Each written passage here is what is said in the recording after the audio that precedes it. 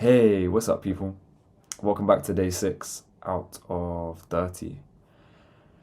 Today, I had a thought. I was doing some thinking, and the idea came to me, and I just started typing away. And that was healing. This healing journey is completely equal to and intertwined with knowing yourself. How deep do you actually know yourself? To what depths of your being do you have awareness and understanding over?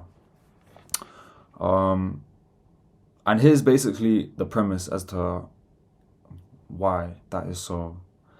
In spiritual truth, we are infinite, unlimited um, souls that are comprised of love and light, the two literal frequencies of light and love. That is what our soul is made out of.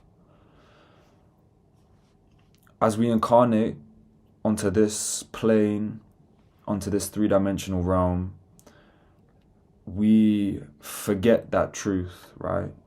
We come in here and we purposefully incarnated so we could learn certain lessons. And the best way to truly learn certain lessons is to forget what you truly are. If you truly incarnate here, you go about living your life, and you are walking around and you go, this is truly what it is.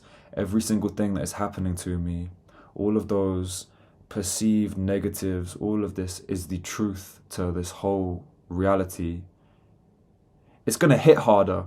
It's going to feel, you are going to feel it more. You are fully immersed in this experience, hence you learn quicker, faster, and to a truer degree.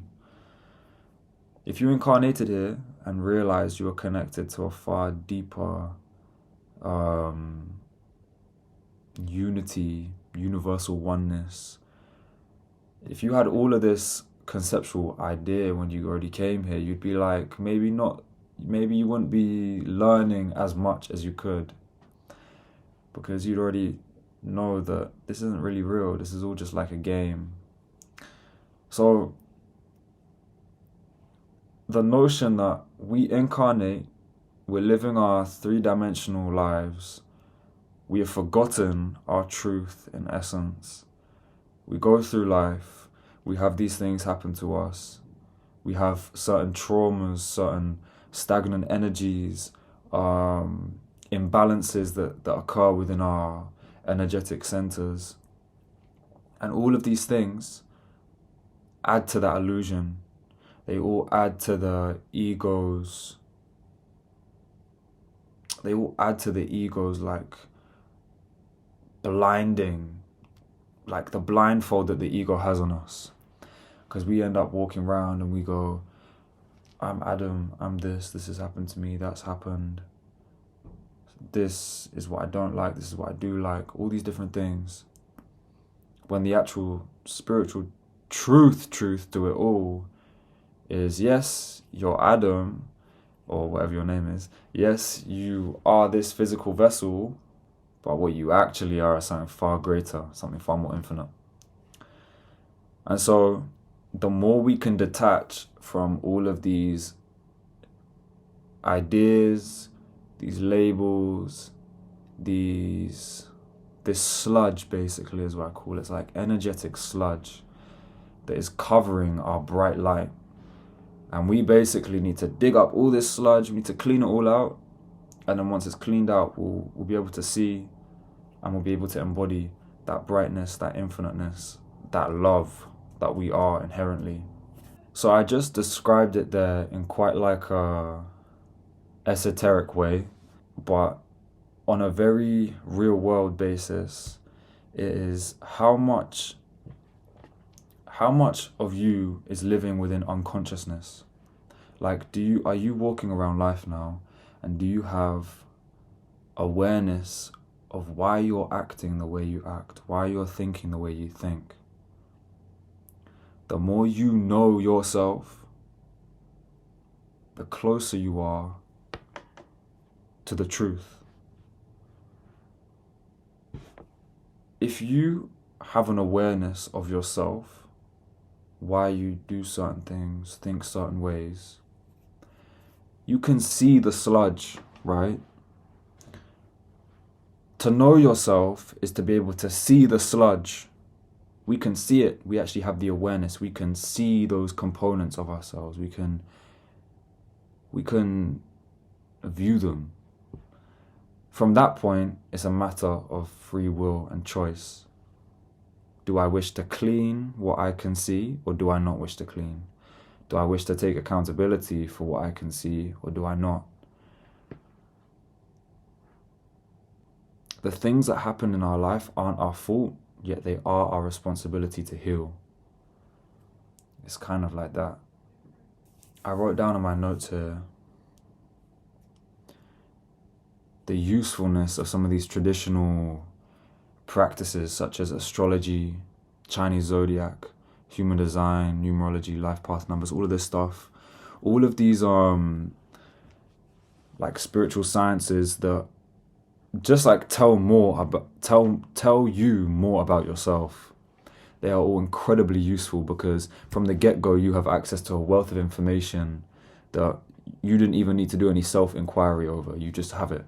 It's just there. Like with astrology, just culturally what has occurred is it can really be seen as quite a fluffy sort of not really real thing, but damn is it real. Damn is it real. When you incarnated, before you incarnated, you knew the lessons you wanted to learn during this lifetime.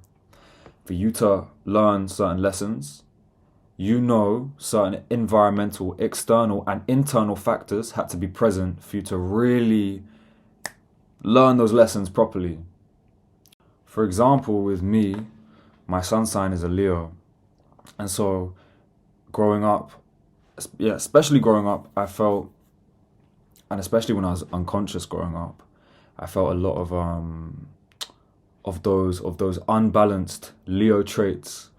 More egocentric, more like pride.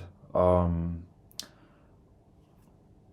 of those Leo traits in an unbalanced way is what I experienced growing up, in varying degrees over varying periods of time.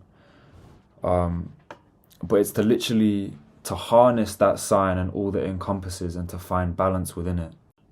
And that's why, looking at your zodiac sign can be very, very useful because just bang, you have all of this information about what you are predisposed to just in front of you, and you can see the validity of that or not. Because if you've ever had your zodiac sign actually properly done, you just read it and you're like, well, this is me. I don't know. I don't think it's kind of hard to deny it when it's done properly and you read it. And when I say done properly, you just need your date of birth and the time and where you're born. It's not that much of a big deal. But yeah. What else do I want to say?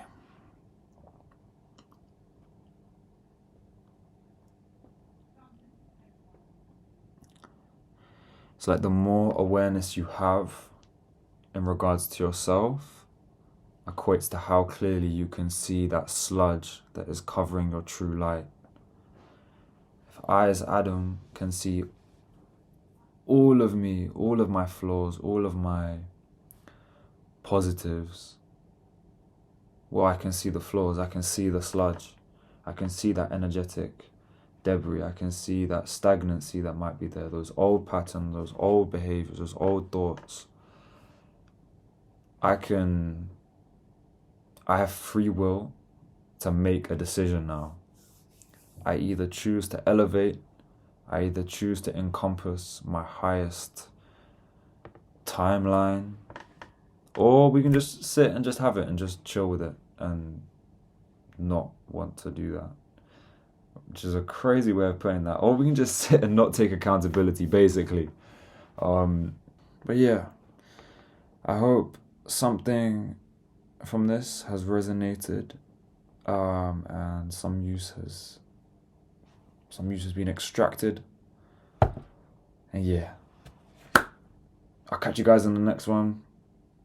Have a wonderful day, night, whatever it is for you. And yeah, I'll see you guys in a bit.